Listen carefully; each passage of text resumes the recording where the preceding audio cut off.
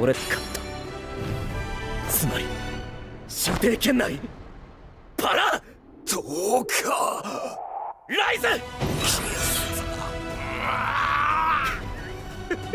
さすがだよ、人類最強。どうかポイズン。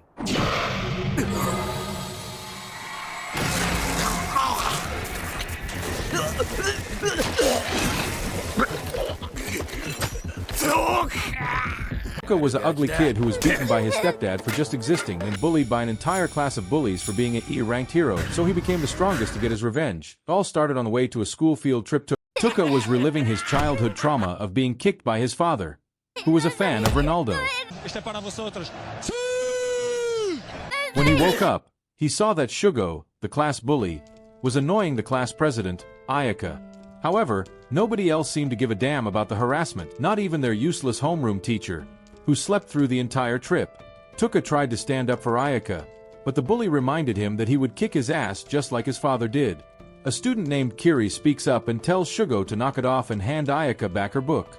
Shugo returns her book back, then head to his seat to pick on a new victim, Yasu. Apparently, Yasu is even lower than Tuka in the class social ranking, so he gets picked on just for breathing. Finally, the teacher tells Shugo to cut it out so Yasu doesn't jump off a bridge. Suddenly, a mysterious light shines around the bus, and the entire class is transported to a strange room. There is a silver-haired beautiful woman with big melons introduces herself as Goddess Isius and welcomes them as fighters of evil. She explains that they've been summoned to fight the evil Great Demon Emperor. It's been 200 years since the last set of heroes defeated the Demon Emperor, but he's been revived again, so they need their help. Some of the students think they might be dead. Their useless teacher tells them to calm down and listen to the goddess first, but he's actually just a simp who is just staring at her melons. Kiri asks what will happen if they refuse to fight the Demon Emperor, so the goddess tells them that she has no way of sending them back home. However, they can return if they obtain what's called the evil element, and the only way to do that is to either obtain the Demon Emperor's heart or absorb it when the Demon Emperor perishes. Shugo tells the bitch to get lost. However, the goddess goes on her knees and begs them to save their world. Ayaka asks how weak humans like them can do anything against the Demon Emperor, so the goddess explains that they have powers unlike any other beings in this world. The goddess calls for a demonstration, so the guard brings out a three-eyed dire wolf. They unleash the beast, and it goes straight for the head again. The goddess casts a fireball spell that incinerates every trace of the beast. The students are horrified by this display but finally understand they're in a different world. Next, the goddess asks them to step forward and discover what abilities they possess. One by one, the students stretch their hands to a crystal ball, and it glows a different color to determine what rank they fall into. However, when Kiri steps up to the measuring ball, the crystal breaks apart, impressing the goddess. She explains that he's a rarest rank, the most powerful of all, but the only thing that would get Kiri excited is his own reflection. The power rankings continue, and Ayaka is also ranked S-class along with another girl. The goddess is shocked by how rare 3S ranks are and praises their good luck. Next up is Tuka, but when he puts his hand on the orb, a dim purple color shows up. The goddess quickly asks for the next student, completely ignoring Tuka as he tries to ask what rank he falls into. As Tuka heads back, he turns back to see Yasu's result. The goddess calls him the same as the Dark Hero, who was rumored to be the strongest, and Yasu is glad to finally catch his big break. Afterward, the students learn how to check their status, and Tuka confirms that he's even less useful than the useless homeroom teacher. However, he notices an inherent skill called Abnormal State Endowment, which allows him to paralyze and poison his enemies. Kiri tells the goddess to finish up the lecture, so the simp teacher tells him to stop being rude. But Shugo reminds him that a D-ranked shouldn't be talking to an A-rank. The goddess walks to the front of the class and announces an important ritual involving Tuka. Tuka is shoved forward as the goddess informs him that since he's an E rank, weaklings like him tend to slow down the rest of the heroes. They're typically marked for disposal. However, the goddess explains that if they off him right in front of the others, there would probably be some backlash, so he's being given another chance. He'll be sent to some abandoned ruins, and if he manages to come back alive, he'll be given the right to live. Tuka asks if it's a dangerous place, and she tells him that the fatality guaranteed. Tuka immediately tries to plead his case, saying he has an inherent skill called Abnormal State Endowment, but the goddess tells him his version has no value and would be useless on low-level demons. Tuka points out how messed up it is that she summoned him without consent and now wants to get rid of him. But Kiri interrupts and tells him to wrap it up since the girls are tired. The rest of the class agrees, except Yasu, who extends an arm of comfort like he always did when they were both at the bottom of the food chain. However, even that rat-face Yasu turns on him and calls him a lowly fool. Tuka, still reeling from his defeat and constant ridicule, remembers a time when he tried to help Yasu after he was bullied. But instead of showing gratitude, Yasu coldly shut him down, telling Tuka that as an E-ranker, he should show more respect to his superiors. The sting of being reminded of his low status hit hard. In the present, the goddess begins the ritual, tossing him a leather bag as his so-called special item, which turns out to be completely useless. Ayaka tries to defend Tuka, calling the situation unfair, but Isius is determined to be rid of him. She knocks Ayaka out to silence her objections. Tuka, now beyond frustrated, raises his arm in desperation, casting a paralysis spell at the goddess. But she effortlessly blocks it, calling him a loser for daring to strike her with his weak E-rank abilities. Next, Kiri steps in, boasting about his superiority, conjuring a massive fireball to show off his power. Everyone laughs at the difference between Kiri's abilities and Tuka's. Tears well up in Tuka's eyes as he recalls how he used to cry as a child. Voice in his mind urges him to stop pretending to be good and to show his true, darker nature, the part of himself he's been suppressing for years. With newfound rage, Tuka looks up at the goddess, his eyes filled with hate, and calls her a rotten bitch with great melons, warning her that she better be ready for him if he survives. Suddenly, he's teleported to a dark cave. Confused and disoriented, he tries to check his status, but the cave is too dark for anything to see. He pours some mana into the leather bag, and the gem inside it glows, providing light like a lantern as head towards the cave. Tuka realizes he's walking over a pile of skeletons. Fear grips him as he wonders what could have killed all these people. A monster lunges at him, and Tuka barely dodges it, sprinting away in terror. The creature gives chase, and though Tuka considers fighting back, he knows the level difference makes it futile. His fear overwhelms him, and he starts crying again. Distracted, he trips over a rock and tumbles to the ground, staring up at death approaching. His frustration boils over. His whole life has been a series of failures. In a last-ditch effort, Tuka shoots his paralysis spell at the monster, and to his surprise, it works. The creature freezes, allowing Tuka to escape. But he hits a dead end, only for another bird-like demon to appear, eyes filled with malice. This time, Tuka doesn't hesitate. He raises his arm and casts paralysis again. The spell works, freezing the second demon. Tuka realizes his spell is more effective than he thought, but exhaustion is creeping in. He checks his mana and sees it's nearly depleted. Desperate, he casts a poison spell on the paralyzed monster, and it begins to rot, blackened blood pouring out. Tuka slumps against the cave wall, wondering why his spell seems so powerful against demons. Just then, the Minotaur demon breaks free from the paralysis spell and charges. Drained of energy but filled with anger, Tuka faces the demon. He raises his arms challenging demon as he swears that he will survive, no matter what. Tuka guesses he still has some natural mana left, though it doesn't show up on his stats. He's terrified because he is unaware what would happen if the natural mana is completely used. He casts paralysis again, but this time it fails. Realizing he can't use the same spell repeatedly on a single target, he switches to sleep magic, sending the monster into a deep slumber. Then, he poisons it, killing the beast in an instant. Tuka considers the limits of his skills, wondering how many more he'll discover in the fight for survival. But before he can rest, more monsters approach. Laughing bitterly, Tuka prepares for another battle, casting paralysis repeatedly, but each use drains more of his natural mana. His vision starts to blur as his consciousness fades, yet he keeps fighting, refusing to give up to bro think he is Naruto and will kick everyone ass by never giving up. Even as his energy depletes, more monsters keep coming and he uses last paralysis with last bit of his mana. Just when it seems like the end, a notification flashes in front of him. He's leveled up to 258. Energized, Tuka uses his paralysis skill again, dispatching the monsters one by one. The poison he cast on earlier foes proves fatal, granting him a huge experience boost. His paralysis skill becomes more potent, allowing him to target multiple enemies at once. While fighting, he wonders if the goddess might be the only being his spells don't work on. However, Tuka notices his inflict status ailment skill has limited range, and he can't paralyze enemies that are too far away. Adapting, he poisons the paralyzed monsters, leveling up his poison skill as well. By this point, the monsters are no longer threats. They're just walking experience points. Checking his stats, Tuka realizes his level has skyrocketed, and his mana reserves is on next level. He knows mana is his lifeline. Without it, his unique skills are useless. After all the monsters die from his poison, Tuka hits level 395. His sleep skill also levels up after he successfully puts more monsters to sleep. Now confident in his abilities, Tuka feels there's a real chance he might survive the dungeon after all.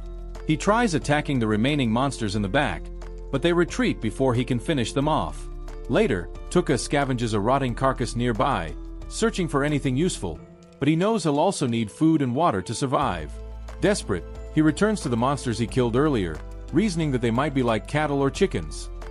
Seriously, does this shit look like a chicken? He tries to butcher one for food, but their tough skin makes it nearly impossible. Starving, Tuka forces himself to eat one of the monster's eyeballs, but it's so disgusting he nearly vomits. Exhausted and weakening by the minute, Tuka feels like this might be the end. He let every Naruto fan down by giving up, but then, he notices the gem in his leather bag has turned a shade of purple. Suddenly he feels the bag getting heavier. He discovers a bottle of cola and a pack of jerky inside, and he chows down feeling like he's been saved. He ain't sure if the bag will produce more food though, so he spends the next few days trying to find his way out to the labyrinth. A few days later we spot this dude surrounded by a bunch of monsters that he paralyzed and poisoned. He's just chilling, waiting for them to die, and once they do, he levels up like crazy. He looks at the massacre he created, and it gets real for him. He starts crying because he realizes the messed up stuff he's capable of. He remembers when he was a kid, thinking about killing his parents for treating him like trash, but his uncle and aunt saved him, giving him a normal life and teaching him how to be kind. He thought he had become like them, but now he knows he was just acting. Even after witnessing the bloodbath in front of him, he feels nothing. He's scared of himself but accepts this is who he truly is. All the monsters drop dead, and his level shoots up to 957. He says a prayer for the human remains he finds at the scene and keeps moving forward. He paralyzes and poisons another monster and notices that this place is different from the other ruins he's been through. He spots a crystal like the one in his bag and pours his magic into it, opening a door. Inside, he finds the remains of a dead couple with no food or water nearby. It looks like they chose to go out together. He checks their stuff and scores some gems, thinking he might need them when he reaches the surface. He explores the area and finds a room that takes a very high amount of mana to open. Inside he finds another body with a wound that could explain the death. He finds a letter that reveals the man's name was Angland Bard, once known as the Great Sage, but better known as Angland, the hero of darkness. He remembers the goddess mentioning this dude. Turns out, she forced him into the dungeon, and Angland wanted to entrust his belongings to someone who could make it out alive because he knew he was going to die there. Tuka realizes the goddess is just as bad as the Great Demon Empire and that he's not all that different from them either. He thinks this is going to be a three-way battle between evil forces. He finds a book of forbidden arts among the Dark Hero's belongings. The book contains recipes for magic tools and medicines, which he knows will come in handy. He also stumbles upon a scroll of forbidden magic but can't read it. However, he's sure it contains powerful magic, as even the legendary sage went all out hiding it. This scroll might just be his secret weapon against the goddess if he can crack the code. Before leaving the room, he notices a page in the book written in blood, warning him to watch out for the Soul Leader because that's what wiped out everyone. Tuka continues his journey through the ruins, eventually spotting a massive gate that he believes leads to the surface. He realizes the Soul Leader must be holding the crystal to open the door. He checks his stats before engaging the monster, knowing that his level is now 1229. He thinks that should give him enough firepower and hopes his unique skill will work against the Soul Leader. Then, he spots a face with the crystal he needs embedded in its forehead and realizes this must be the Soul Leader. He tries to paralyze the monster, but it shoots a beam that messes up his hand the moment it notices him using a skill. He wraps his hand, realizing the beam triggers whenever someone tries to attack. The monster has no obvious weak spots, and he wonders how to defeat it. He can't even target it from a distance because his unique skill has a limited range. Tuka considers whether he needs to kill more monster to increase more levels before facing this thing. It doesn't matter if he can't use his unique skill. The Soul Leader starts moving, and Tuka realizes this is why no one ever made it out alive. If he can take it down, he might find a way out. Meanwhile, outside the ruins, A girl is running from her pursuers and thinks maybe she can lose them in these ruins. Back inside, the Soul Leader isn't shooting at Tuka anymore, even though it knows where he is. Instead, some nasty-looking creature starts pouring out of its mouth. The monster then transforms, showing Tuka the faces of other humans and their expressions before they died. Tuka sneaks up on him by breaking through a wall. Tuka paralyzes the human-like monsters but can't bring himself to poison them because they look too human. He thinks he cannot be this cruel that he would kill humans with this horrible poison. The Soul Leader, thinking it has cornered him emotionally. Tuka pleads with the human-like monsters to stay away, but they ignore him. The Soul Leader is going crazy, believing it has found the ultimate prey, feeding on Tuka's despair. Tuka continues begging, but there is no answer to his pleas for help. However, he notices that the Soul Leader's excitement has left it vulnerable. Tuka was waiting for this moment. With the Soul Leader's emotions at their peak, Tuka paralyzes it, revealing that he'd been waiting for it to let its guard down. He had deliberately kept his arm raised throughout the ordeal, ready to strike at any moment. Tuka points out how beings that see themselves as superior tend to underestimate those they perceive as weak, and that's their greatest downfall. His paralysis skill levels up to 3, and Tuka reveals that his fear and hesitation were all an act. 4 years, he'd been pretending to be harmless and normal, so much so that he even fooled himself. Now, without hesitation, he poisons the human-like monsters around him, finally letting go of the restraint he'd held due to their humanoid appearance. Tuka is actually relieved that his weak stats led the monsters to underestimate him. It allowed him to survive. The Soul Leader tries to retaliate but struggles while paralyzed, taking more damage with every movement. Tuka poisons it again, leveling up his poison skill to 3. He then uses his sleep ability to knock out the remaining human-like monsters. When the Soul Leader dies, it releases all the souls it consumed, and they express their gratitude to Tuka for freeing them. The Dark Hero, who had once been a prisoner, commands the souls to seek revenge on the goddess in his name, and they disappear. He takes the crystal from the Soul Leader's head, using it to open the gates of the ruins, and finally makes his way out. Meanwhile, outside the ruins, the rest of Tuka's crew is training in the forests near the royal capital. Shugo is chasing down a demon dog with his sword. Kiri burns monsters with his impressive fire skills, and levels up to 18. In another area, Yasu is burning monsters with dark flames, laughing at their screams, displaying his messed-up personality. However, far from them, Koba, a shy and innocent girl, struggles to kill monsters. A bully, Asaji, pressures her to kill or risk being killed herself, claiming it's a test from the goddess. Asaji keeps Koba on a tight leash, planning to form her own faction with followers who obey her. She belittles Koba, saying she'll never be accepted into stronger factions like Kiri's crew. Koba, reluctant and terrified, is eventually forced to kill a helpless monster, leaving her emotionally devastated. Ayaka, who had been unconscious after being knocked out by the goddess, finally wakes up. She is in pain and enraged, remembering how the goddess exiled Tuka. Without wasting time, Ayaka confronts the goddess Isius, who pretends to feel bad about Tuka's fate, claiming it was necessary for the kingdom's ritual. Isius reveals that she had already sent away other weaklings while Ayaka was unconscious. Furious, Ayaka condemns the goddess's ruthless methods but cleverly proposes a deal. As an S-rank hero, Ayaka offers to work hard and cover for the weaker members in exchange for the goddess sparing them from exile. Surprisingly, Isius agrees, and they seal the deal. Back in the forests near the ruins, a woman is running from a group of bandits. Despite her efforts to escape, she's leaving clues on her way for them to track her. The bandits are confident they will capture her soon. Tuka, now outside the ruins, checks his stats and is surprised to see his mana is over 59,000. Curious about his new abilities, he discovers that his paralysis skill can now target specific body parts and that he can adjust his poison to be non-lethal. As Tuka continues, he hears squeaks from behind the trees. He sees a small slime being bullied by larger slimes. Feeling pity for the little one, he decides this is a perfect opportunity to test his new skills. Tuka paralyzes all the slimes and hits the bully slimes with non-lethal poison before dispelling the effects and watching them flee. He then frees the small slime and tells it he means no harm. The small slime, grateful, begins following Tuka. Tuka decides to adopt the slime, naming it Piggy Maru. As they journey together, Tuka studies a forbidden art book from the Dark Hero and finds a recipe for a medicine that can boost even slimes. He shares his quest for vengeance with Piggy Maru, asking if it's still willing to travel with him. The slime eagerly agrees. Tuka, touched by its loyalty, continues his journey. Soon, Tuka and Piggy Maru encounter the bandits chasing the mysterious woman. The bandits, confident and cruel, demand Tuka hand over his valuables. Tuka, terrified, tries to flee but is stopped. Pretending to be weak and scared, Tuka surprises them by paralyzing the leader and beating the shit out of them. Using his poison spell, Tuka eliminates the bandits, feeling no guilt for ridding the world of their evil. As Tuka senses another presence nearby, the mysterious woman reveals herself, summoning spiritual armor using her tribe's special technique. Sensing Tuka's strength, she grows cautious, unsure of his intentions.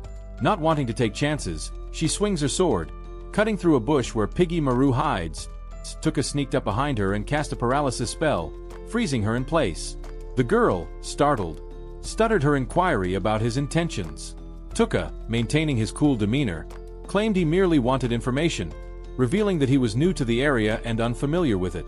Curious, the girl asked about the notorious 4 bandits. Tuka, wondering if they were part of her crew, which she denied, sensing she lacked the malevolent intent characteristic of those thugs. He released her from the paralysis, allowing her to speak, but he warned her against any funny business, threatening to end her if she did. Stepping closer, Tuka made it clear that he didn't trust anyone, especially not strangers. Before he could begin questioning her further, she asked about the fate of the 4 bandits. Tuka revealed he had killed them all. To her disbelief, the bandits were known for their formidable strength. She asked if he fought them alone, but Tuka cut her off, refusing to give any details. Intrigued by his confidence, she decided to trust him, stating she would answer his questions honestly. Feeling her cooperative spirit, Tuka began to trust her more, though he wasn't ready to set her free just yet. Their conversation revealed that Tuka wasn't in the alien kingdom but was lost in a forest in the Ulza kingdom. He learned a lot of information and, when he inquired about a forbidden spell scroll, the girl informed him it was written in an ancient script understood by very few.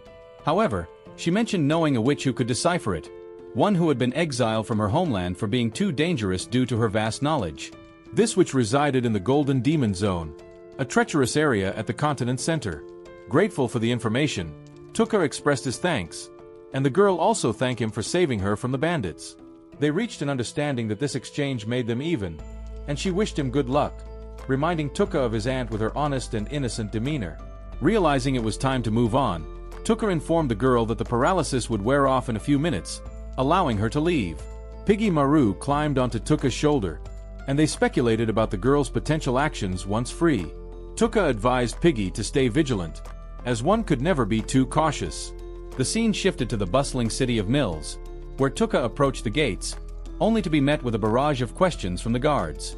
The female guard, skeptical of his intentions, asked if he was a mercenary answering the call to conquer the dungeon. Tuka played along, flattering her about the city. Although she scolded him for mispronouncing its name, she allowed him entry, recognizing that the Marquis wanted as many mercenaries as possible. Tuka noted the lack of security, because they hadn't checked his belongings, and made his way to an inn to book a room. The innkeeper, casting him a wary glance, quoted a price. Sensing the tension, Tuka slipped him some cash, explaining that he had traveled far and needed a change of clothes. The innkeeper's demeanor brightened at the sight of money, and he readily agreed to Tuka's request. Later, as Tuka dried his clothes in his room, he set out to explore the town. He quickly discerned that it was a safe, typical Western fantasy setting, filled with shops that might sell magical items. After locating the Adventurers Guild, Tuka returned to the inn for dinner. He enjoyed the exotic cuisine while eavesdropping on a group debating the strongest military regiment in the country. Each individual had a differing opinion, but they all acknowledged the Black Dragon Knights who burnt down the Holy Empire of NEA. With valuable information collected, Tuka headed back to his room, bringing food for Piggy Maru, who devoured it eagerly. Realizing he needed to find someone who could read the Forbidden Scroll, he planned to seek out the witch in the Golden Demon Zone. Tuka also recalled needing a monster enhancement solution for Piggy Maru, which required powdered bones from a Skeleton King. Determined, he learned that the Skeleton King resided in the Mills ruins, so he resolved to join the expedition to explore them the following day. A large crowd gathered at the ruins, where the Marquis, Lord of Harclay, welcomed everyone and announced the discovery of a new floor. He incentivized exploration by offering a reward of 300 gold coins for anyone who found the Cup of the Dragon's Eye and promised good compensation for any other treasures or monster materials retrieved. Excited at the prospect of keeping the bone powder for himself, Tuka lined up to register. While waiting, he overheard an obnoxious mercenary ranting about the beautiful girl he had seen earlier, mistaking her for the famous knight captain of the Holy Knight Army, Sarah's Ashrain. The girl, visibly annoyed, demanded he leave her alone, but he persisted, even accusing her of being someone important. Yeah, boy. When he rudely yanked off her hood to reveal her ears, he was shocked to find she didn't have pointy ones. Tuka recognized her as the same girl from the forest, and she introduced herself as Miss Barkas. The obnoxious mercenary, now humiliated, stormed off, vowing revenge. Tuka took the opportunity to engage in conversation with Mist again. He mentioned he had seen her earlier at the ruins and warned her about the angry mercenaries seeking revenge. Mist explained that she was accustomed to such situations and preferred it when people kept their distance once they grew hostile. Sensing her reluctance to engage with others, Tuka asked for her advice while shopping to avoid being cheated and offered to pay her for it. Though hesitant, she agreed since she needed the money. They introduced themselves, and Tuka noticed that she was aware of his alias, Hattie Skoll, so he clarified that it was just a cover name. They bought supplies, and afterward, Tuka handed Mist 3 silver coins, surprising her with the amount. She gratefully accepted the payment, but as she turned to leave, she collapsed, revealing the dark circles under her eyes. She hadn't slept for days. She immediately ran away saying that she is fine. Tuka decided it was time to head to the ruins. The scene cut to Tuka exploring the first floor, where he encountered a miniature minotaur. Noticing the other mercenaries fleeing in terror, he swiftly paralyzed and poisoned the beast, realizing he could easily stab through its skin. The mercenaries returned, shocked to see the monster already dead, questioning how he had taken it down so effortlessly. While the clueless mercenary speculated, Tuka took a moment to relax, but then overheard the obnoxious mercenary from before plotting revenge against Mist with 2 other mercenaries. Disgusted by their plans to harm her, he confronted them. When they showed no intention of backing down, Tuka paralyzed them, reflecting on the darker side of himself that was now surfacing, reminiscent of his parents. After poisoning the mercenaries, he left them to their grim fate, feeling satisfaction as he departed. Continuing to explore the ruins, Tuka finally cleared the floor above the new one and decided to rest for a bit. After a 3-hour nap, he called for Piggy Maru, who had kept watch. As they ventured deeper, he encountered a group of mercenaries known as the Saber Tigers, who expressed their fears about strange occurrences in the ruins. Monster bodies littered the floor without any visible injuries. Spooked, they decided to abandon their expedition. Tuka realized their fears stemmed from the monsters he had defeated, and news of his exploits would spread, likely deterring others from staying. Moving on to the next floor, he spotted the Cup of Dragon's Eye but also noted a stone monster nearby, knowing it would spring to life the moment he approached. Acting swiftly, Tuka grabbed the cup, paralyzing and poisoning the monster before it could react. As it collapsed, he began considering his next moves. On high alert, Tuka sensed someone sneaking up behind him and relaxed upon recognizing it was Mist. She was surprised to see him with the cup, assuming she had fallen behind during her break. Offering the cup to her, she hesitated to accept such a valuable item without giving him anything in return. Tuka reassured her that he wasn't looking for a handout. He then revealed a hidden door to the next floor, clarifying that his true goal was a monster lurking deeper in the ruins. Impressed by his knowledge of the lower floors, Mist offered to guard him in exchange for the cup. Understanding she wouldn't relent, Tuka agreed but warned her not to pry into his affairs. He stated he might be down there for a while and wouldn't be responsible if she decided to leave early. As they descended, Tuka was amazed by Mist's sword skills as she deftly dispatched monsters. He praised her abilities, leading her to explain the significance of monsters with golden eyes, which provided substantial experience points and were prime targets for heroes. Conversely, regular monsters, lacking golden eyes, could have relationships with humans, as per legend. Mist explained that the essence of the Demon King radiated a special energy, giving monsters golden eyes and enhancing their violent instincts. Realizing this could link to his own golden mana, Tuka and Mist proceeded to the next floor.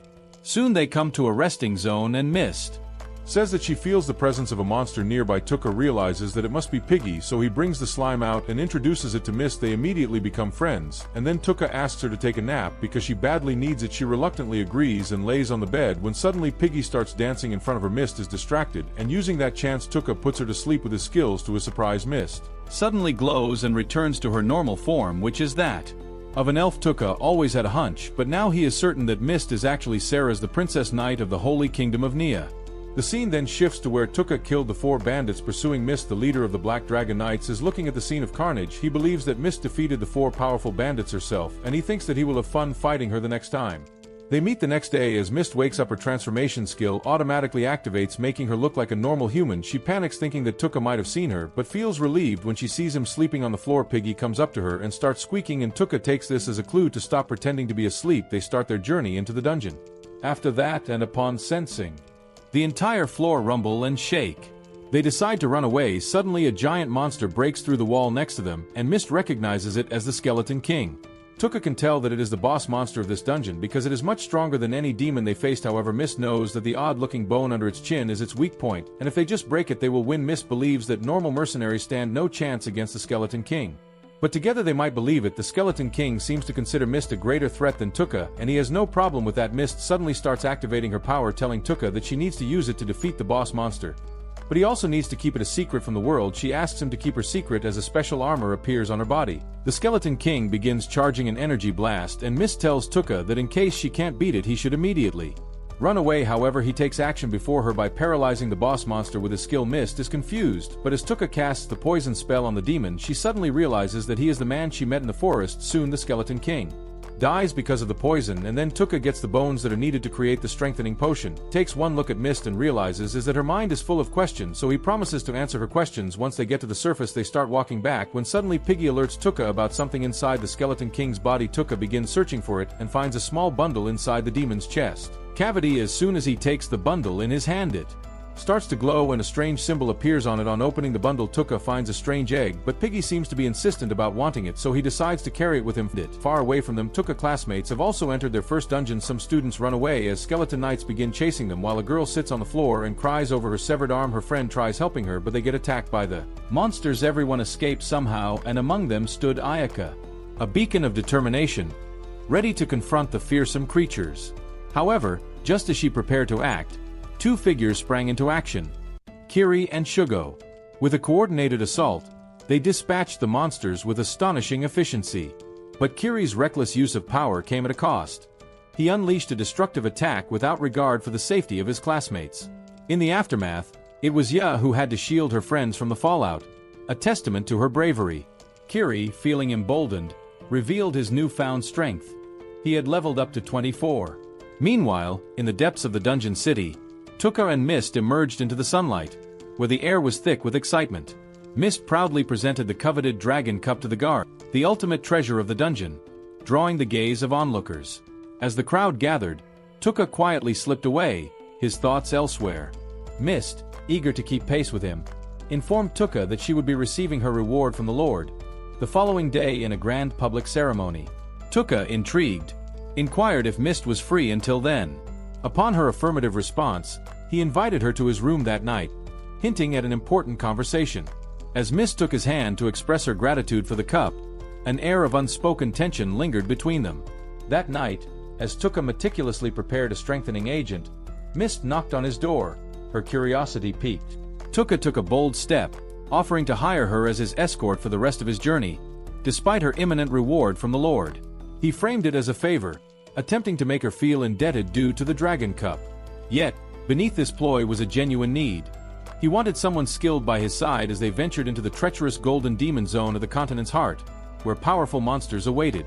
Tuka, however, sensed Mist's hesitation and urged her to take her time to consider. In a surprising turn, he addressed her by her true name, Sarah's. Mist realized she had fallen into his trap. Tuka revealed that he had used his skills to put her to sleep in the dungeon, thus uncovering her secret. He promised not to betray her, stating that he needed her as a vital ally. Mist, feeling vulnerable, unveiled her own truth. She could disguise her true form with the help of spirits, but they required her to be asleep to regain their strength. In that moment of trust, she revealed her original self to Tuka, confirming their bond. In return, Tuka disclosed his real name, a gesture that solidified their partnership. She agreed to join him, and in a show of gratitude, Tuka gifted her one of the rare blue dragon stones he had discovered. Mist's eyes widened in shock upon recognizing its value. The crystal was a relic, rare and powerful, worth more than the reward she would receive for the Dragon Cup. Reluctant to accept such a precious gift, Mist attempted to return it, only to have Tuka insist that it belonged to her now, suggesting she could dispose of it if she wished. After some hesitation, she accepted it but felt compelled to share her troubled past, the hunters who pursued her still fresh in her mind. Tuka, however, cut her off, stating his interest lay solely in her ability, not her history. The next morning, over breakfast, the atmosphere in the inn shifted as patrons whispered cruel remarks about them. Tuka urged Mist to ignore the gossip and shifted the conversation to forbidden spells. Mist explained that these spells had been banned by the goddess Isius, hinting at their dangerous nature. Tuka, contemplating the implications, thanked her. This was the first time he had openly expressed gratitude, and it caused Mist to blush. After their meal, Mist prepared to claim her reward, while Tuka ventured into the forest to enhance his companion Piggy with the strengthening medicine. Meanwhile, Mist found herself in the surroundings of a noble gathering, where she felt utterly out of place. As time slipped away, she grew anxious. Just then, the Lord announced a renowned magician, known for breaking illusions, stirring her worry that her true identity might be unveiled. Back with Tuka, he sensed something amiss. Was Mist a traitor, having absconded with the prize money, or had she encountered danger? He leaned toward the latter, driving him to find her. Along his path, he overheard whispers revealing that the girl who had obtained the Dragon Cup was actually the infamous elf princess, now on the run from the dreaded Black Dragon Knights. Suddenly, 3 dragons roared overhead, headed for the forest where Mist had fled. One of the Dragon Knights targeted her, and Mist, fueled by desperation, summoned her spirit magic to launch an aerial attack. Despite her efforts, fatigue gnawed at her, and as she faced the oncoming threats, she clashed swords with a formidable opponent, a high-ranking knight named Jaisen. He taunted her, reveling in the knowledge that he had been ordered to kill her on sight. Caught in a dangerous predicament, Mist fought valiantly but was forced to defend herself as Jaisen advanced relentlessly. Just when she appeared to be at her breaking point, Tuka arrived, employing a paralysis spell on Jaisen and effectively saving her. Mist, stunned and relieved, questioned Tuka's return, but her relief was short-lived as she rejected his offer of employment, fearing it would put him in jeopardy. Tuka, frustrated, tossed a pouch of dragon stones at her, asserting that she was the best escort he could hope for. In a cold manner he asked her to remove clothes. She is shocked to hear this. What the fuck? Then Tuka clarifies himself and instructs her to change her attire to avoid recognition, explaining to her that he aimed to find the Witch of the Woods for guidance on the forbidden spells. Returning to Jaisen, Tuka removed the sleep spell and interrogated him about who had sent the knight to assassinate Mist. Just as Jaisen was about to divulge critical information, the scene shifted dramatically. A powerful figure emerged, leading 3 dragon riders. This young man, Civet, with striking silver hair and piercing red eyes, introduced himself as the leader of the humanity's strongest troop. Civet, disinterested in Mist, focused his gaze on Tuka, intrigued by the foreigner's boldness. Tuka realized the gravity of his situation. The power radiating from Civet dwarfed his own. Still, he maintained a confident demeanor and engaged Civet in conversation, hoping to navigate this perilous encounter.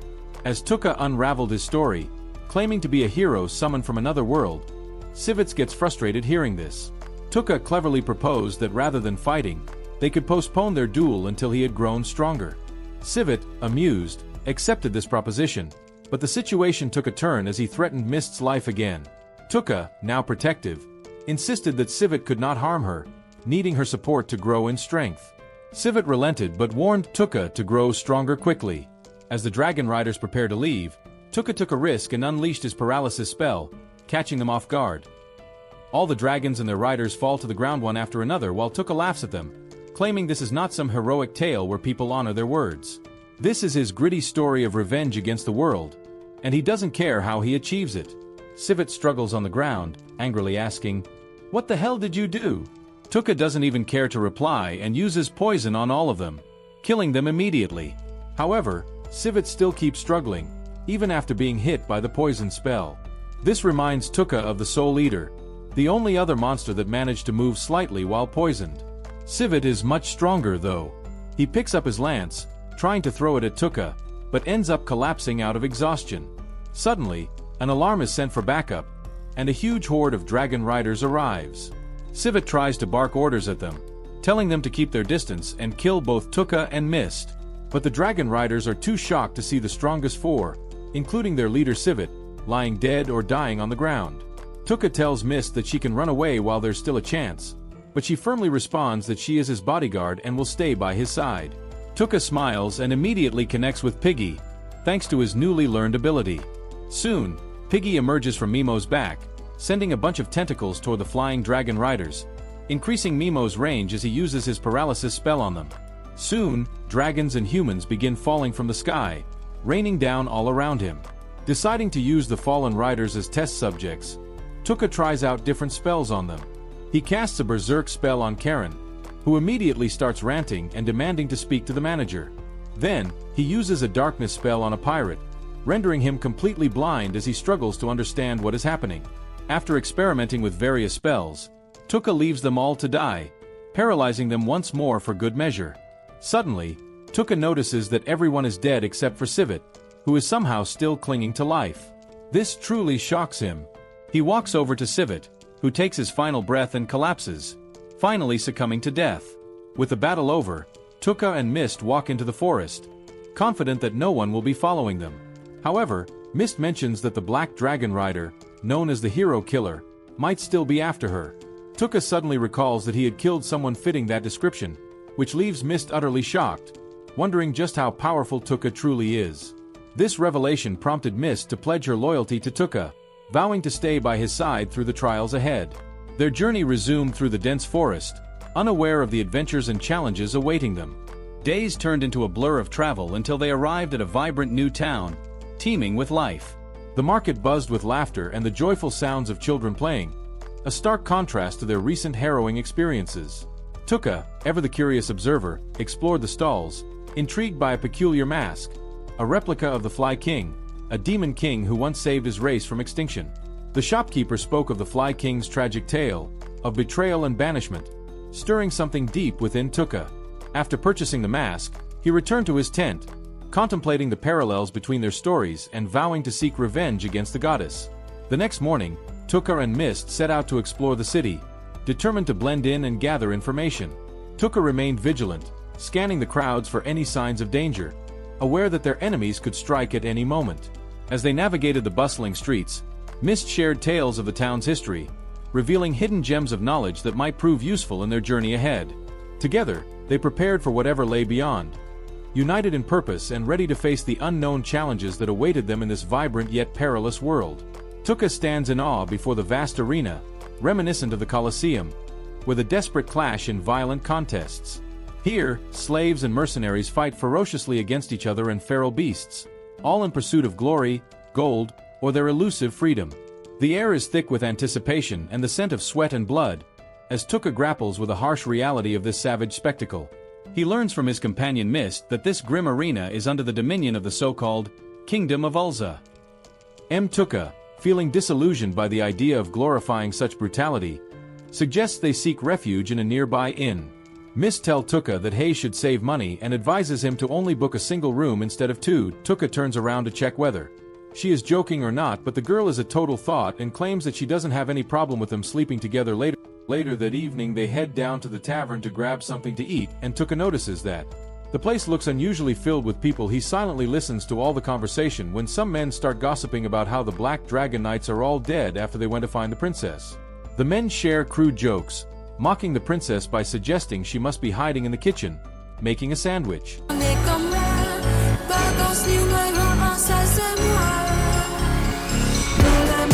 Mist leans closer to Tuka, informing him about a group of dark mages called Ashino, who have recently captured the public's attention. Rumors swirl that these sorcerers may be responsible for the deaths of the Dragon Knights, and there is a sinister undertone to the discussions about them. As she shares this information, Tuka notes their demeanor. They appear far less intimidating than the legends surrounding them would suggest. He overhears two men discussing the possibility that the Forbidden Witch, a dark elf long thought dead, might be behind the demise of the Dragon Knights. Tuka's curiosity piqued, he approaches the men, offering to buy them drinks in exchange for information. They eagerly oblige, revealing that the forbidden witch, believed to have vanished for over a decade, has been sighted recently as a blood fighter in the Colosseum. Tuka presses them for details on how to find her, but they inform him that he would need the Duke's permission to access the Colosseum. Just then, a cheetah woman named Eve enters the tavern, and Tuka's heart races with the prospect that she may have the answers he seeks. Tuka inquired about the old magic and shit, but replied that she had only been to the Golden Perch Demon Swarm and had never seen the witch herself. After saying this, she turned and left. What she didn't know was that Sarah's had the ability to detect lies. The leopard woman's hasty departure confirmed she knew something about the witch's whereabouts. At that moment, the leopard woman was seen conversing with a white-haired girl. Back in their room, realizing the urgency of getting the leopard woman to talk, Sarah's had an idea. She told Tuka that for a blood fighter, money was crucial. It could buy their freedom from their masters. This country was famous for its blood-fighting arenas, where slaves and mercenaries fought for survival. Combatants in these arenas, known as blood fighters, could win substantial rewards if victorious. And the leopard woman was originally a slave. With this new lead, the two ceased their discussion. To Tuka's surprise, it wasn't long before Sarah's began practicing with a sword. Learning that this was part of her nightly routine, Tuka became interested in learning a few moves himself, as he had become too reliant on his skills. Perhaps, he thought, these could come in handy at a critical moment. Sarah's agreed without hesitation. As a former knight captain, she had considerable experience in this area. After inviting Tuka to attack her, he launched a fierce assault but was quickly subdued by her really, and the irony is he agreed to women staying in kitchen. After a vigorous bout, Sarah's decided to wash Tuka's clothes. However, almost by accident, she found herself smelling them, feeling as if she was absorbing a part of Tuka into herself. She didn't have to cut me off. While she was lost in thought, Tuka entered the room but did not confront her.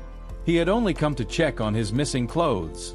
Learning that Sarah's insisted on washing them, as this was usual for her, Tuka humbly complied. When he regained his senses, Sarah's was already sound asleep, while he found himself wide awake.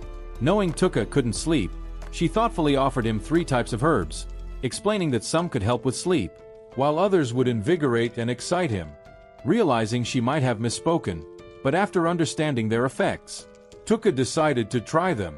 Unexpectedly, after drinking the herbs, not only did he remain awake, but he also felt extremely energized and horny.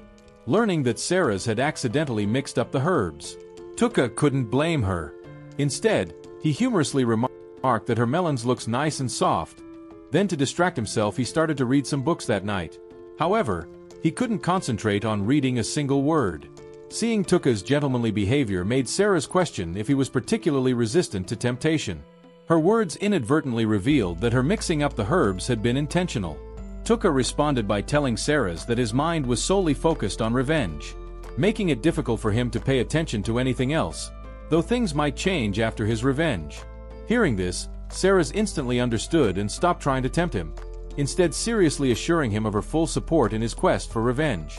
The next morning, they went to the blood-fighting arena, but Sarah soon received troubling news. She told Tuka that the leopard woman might not be lacking money, as she had already earned enough 2 years ago to buy her freedom. Additionally, Sarah's heard a strange rumor that the leopard woman might be trying to redeem a child. Moreover, it was crucial to note that most slaves usually die in their final matches.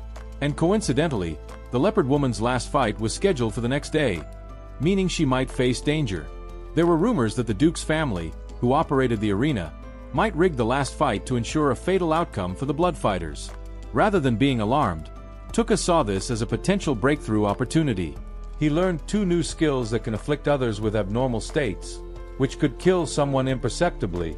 One day, seeing a girl being bullied by a group, he directly inflicted blindness and rage on the bullies. The next second, they started fighting each other. Afterwards, he left nonchalantly. Just before this, Eve knew the whereabouts of the taboo witch, but realized that in her final battle tomorrow, the Duke might likely see her dead. So, soon after, Tuka approached Eve to explain the situation, telling her that if she was willing to disclose the location of the taboo witch, he would find a way to save her and the dark elf she wished to redeem. Although unsure how Tuka figured it out, Eve chose to refuse. Not only did she not believe the Duke would be so cruel, more importantly, even if she revealed the witch's location, she doubted Tuka could survive there, since the Golden Nest of Demons was a very dangerous place. For Tuka, she really couldn't see that he had such strength. Even when Tuka claimed he had killed the 5 Dragon Knights, she still didn't believe him, until Tuka paralyzed her. She felt it was absurd. At the same time, Sarah's also provided additional evidence, claiming she was the elf previously hunted by the 5 Dragon Knights. Tuka's absurd power, along with Sarah's assistance, made Eve have to believe. But even so, she still chose to refuse. Firstly, the 3 had only met once, and weren't trustworthy. Secondly, she wanted to verify whether the Duke was lying. Tuka naturally understood her concerns, so he told her he would wait for her tonight at the bridge by the city gate, in case she changed her mind. Just like that, Tuka also left nonchalantly. However, on the way, he unexpectedly encountered a bullying incident. 4 men were bullying a young girl, and they were dressed as the same sorcerer group that had recently impersonated him in killing the 5 Dragon Knights.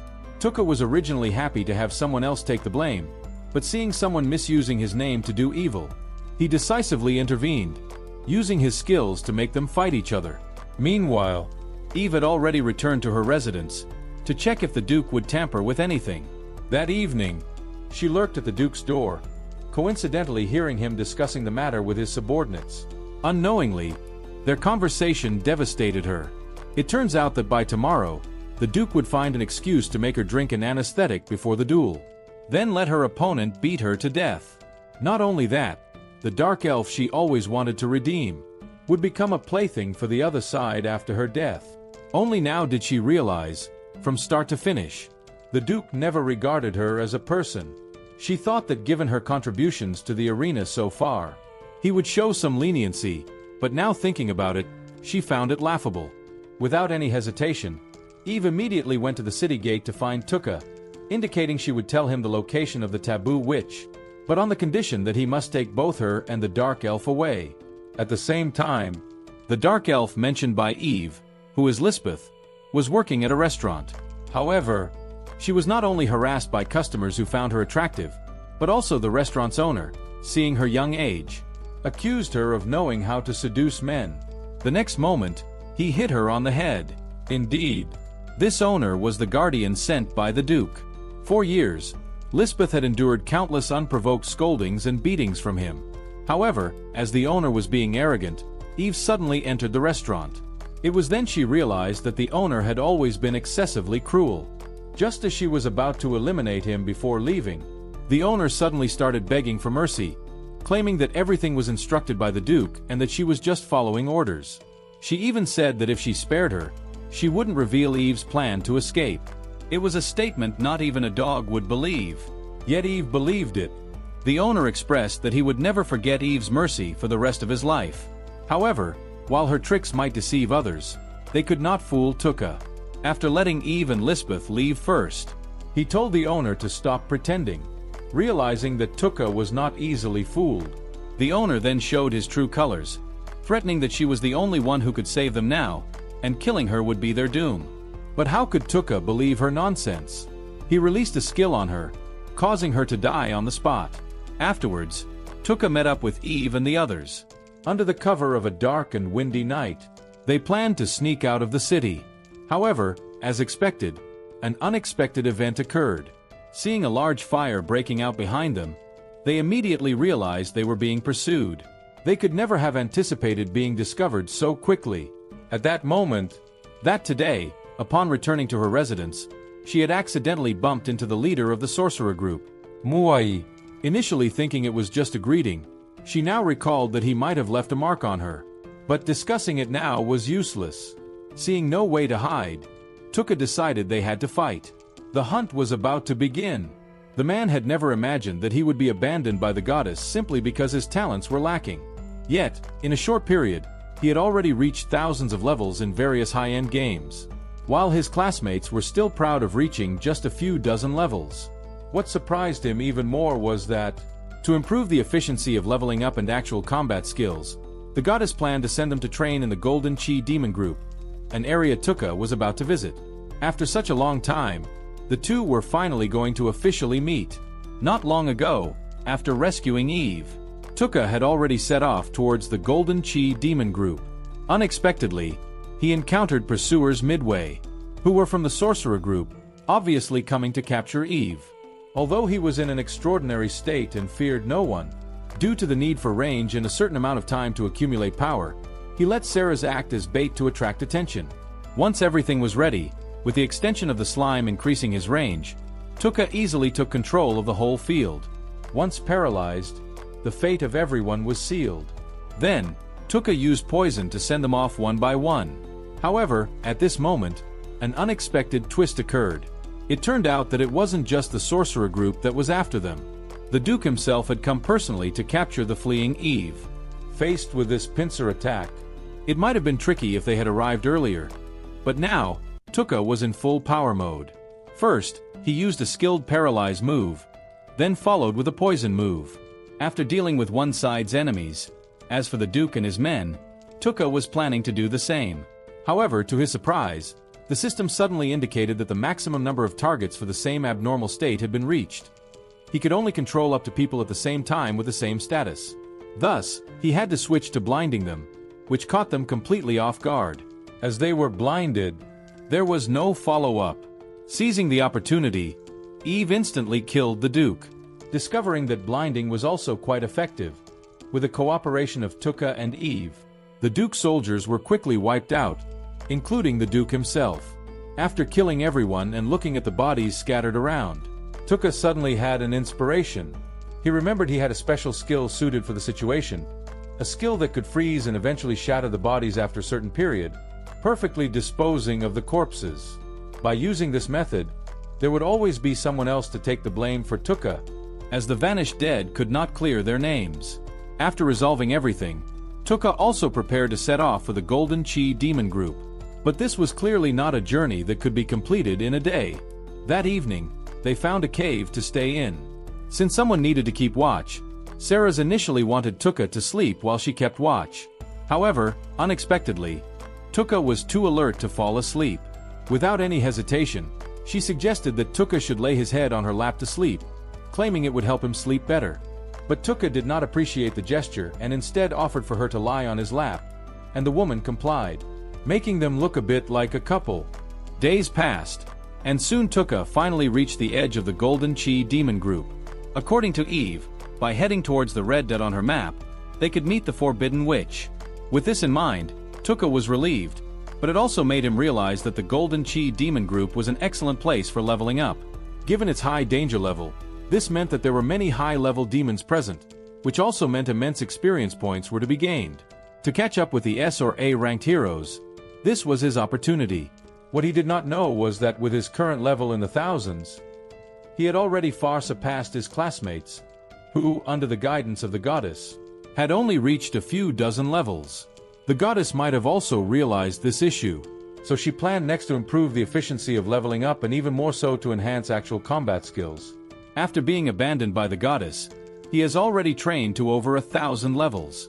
On the other hand, the classmate carefully cultivated by the opponent can barely survive here under the leadership of a group of experts.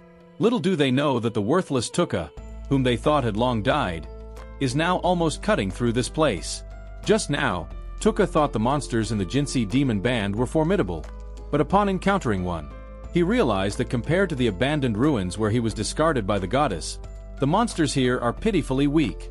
After finding no challenge, he had Eve take him to find the strongest monster in the Jinsi demon band. Although Eve wasn't very clear about it, she knew there was a monster she couldn't defeat. It was this monster that forced her to flee from here. After finding it again, Tuka immediately realized this monster was indeed extraordinary, but he was not afraid at all.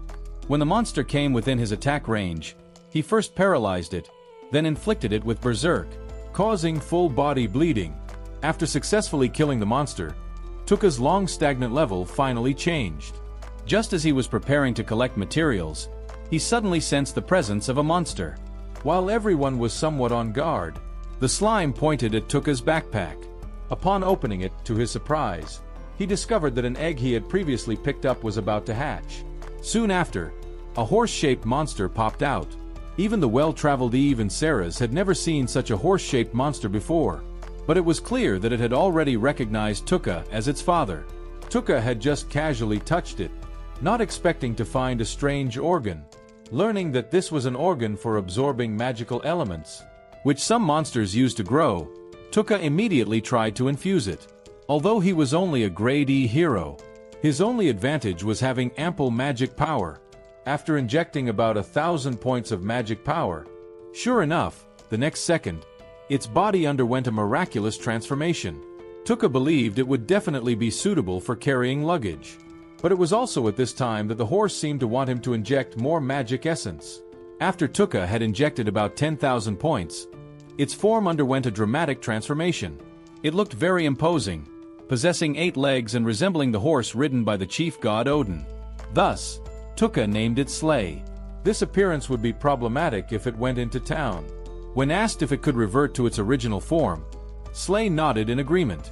Meanwhile, Tuka's classmates' experiences were not as fortunate. After leaving the novice village, they realized they couldn't defeat any of the demons here on their own. If it weren't for the elite teacher summoned by the goddess, they would have been reduced to bones by now. Coincidentally, that very night, they encountered the same monster that Tuka had just dealt with.